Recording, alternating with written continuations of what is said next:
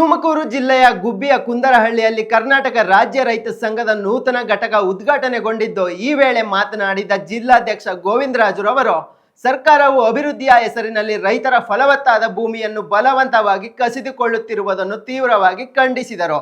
ಎಚ್ಎಲ್ಎ ವಿಸ್ತರಣೆಗಾಗಿ ಸುಮಾರು 180 ಎಕರೆ ಕೃಷಿ ಭೂಮಿಯನ್ನು ಸ್ವಾಧೀನಪಡಿಸಿಕೊಳ್ಳುವ ಸರ್ಕಾರದ ಕ್ರಮವು ರೈತರ ಬದುಕಿನ ಮೇಲೆ ನೇರ ಪರಿಣಾಮ ಬೀರಲಿದ್ದು, ಕೈಗಾರಿಕಾ ಅಭಿವೃದ್ಧಿಗಿಂತ ಕೆಲ ಪ್ರಭಾವಿಗಳ ಹಿತಾಸಕ್ತಿಗಳೇ ಇದರ ಹಿಂದೆ ಇವೆ ಎಂದು ಅವರು ನೇರ ಆರೋಪ ಮಾಡಿದರು. ರೈತರ ಒಪ್ಪಿಗೆ ಮತ್ತು ಸೂಕ್ತ ಪರಿಹಾರವಿಲ್ಲದೆ ಭೂಮಿಯನ್ನು ಪಡೆಯುವ ಯಾವುದೇ ಕ್ರಮವನ್ನು ಸಂಘ ಸಹಿಸುವುದಿಲ್ಲ ಎಂದು ಎಚ್ಚರಿಕೆ ನೀಡಿದರು. ಅವರು ಈ ಅನ್ಯಾಯದ ವಿರುದ್ಧ ಇದೇ ತಿಂಗಳು 22ರಂದು ನಡೆಯಲಿರುವ ರಾಜ್ಯ ಮಟ್ಟದ ಹೋರಾಟದಲ್ಲಿ ತುಮಕೂರಿನ ರೈತರು ಸಕ್ರಿಯವಾಗಿ ಪಾಲ್ಗೊಳ್ಳಲಿದ್ದಾರೆ ಎಂದು ಘೋಷಿಸಿದರು. ಬಿಡದಿಯ ಜನ ಬಹಳ ದೊಡ್ಡ ಹೋರಾಟವನ್ನು ಮಾಡ್ತಾ ಇವತ್ತು ಕಳೆದ 1 ವರ್ಷಗಳಿಂದ ಬೀದಿ ಮೇಲಿದ್ದಾರೆ. ಆ ಹೋರಾಟವನ್ನು ಬೆಂಬಲಿಸಿ ಇಡೀ ರಾಜ್ಯದ ಎಲ್ಲ ಅನೇಕ ಜನಪರ ಸಂಘ ಸಂಸ್ಥೆಗಳು, ರಾಜಕೀಯ ಪಕ್ಷಗಳು ಆ ಹೋರಾಟವನ್ನು ಬೆಂಬಲಿಸಿ ವಾಪಸ್ ತಗೋಬೇಕು ಅಂತಕ್ಕಂಥ ಒತ್ತಾಯವನ್ನು ಮಾಡಿದೆ.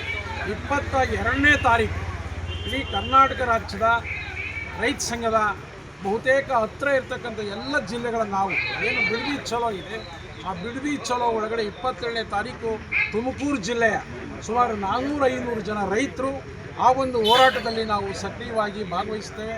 ಎಲ್ಲ ರೈತ ಬಂಧುಗಳು ಅದರಲ್ಲಿ ಭಾಗವಹಿಸಬೇಕು ಅಂತಕ್ಕಂಥದ್ದು ಬಂದು, ಮತ್ತು ರಾಜ್ಯ ಸರ್ಕಾರ ಕೇಂದ್ರ ಸರ್ಕಾರದ ಒತ್ತಾಯಕ್ಕೆ ಮಣಿದು ಇವತ್ತು ವಿದ್ಯುತ್ ಕ್ಷೇತ್ರವನ್ನು ಖಾಸಗೀಕರಣ ಮಾಡಲಿಕ್ಕೆ ಮುಂದಾಗಿದೆ.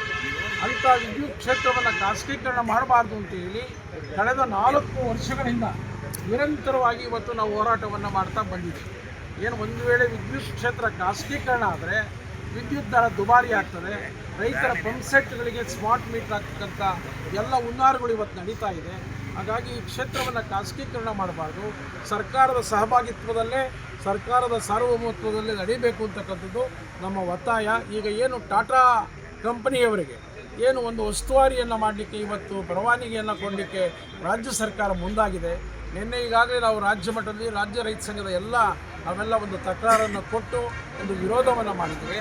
18ನೇ ತಾರೀಕು ತುಮಕೂರು ಜಿಲ್ಲಾಧಿಕಾರಿಗಳ ಕಚೇರಿ ಮುಂಭಾಗದಲ್ಲಿ ಕರ್ನಾಟಕ ರಾಜ್ಯ ರೈತ ಸಂಘದ ನಾವೆಲ್ಲ ಸೇರಿ ಒಂದು ಪ್ರತಿಭಟನೆಯನ್ನು ಮಾಡಿ ಯಾವುದೇ ಕಾರಣಕ್ಕೂ ಖಾಸಗೀಕರಣ ಮಾಡಬಾರ್ದು, ಟಾಟಾ ಕಂಪನಿಯವರಿಗೆ ಇದನ್ನು ಕೊಡಬಾರ್ದು.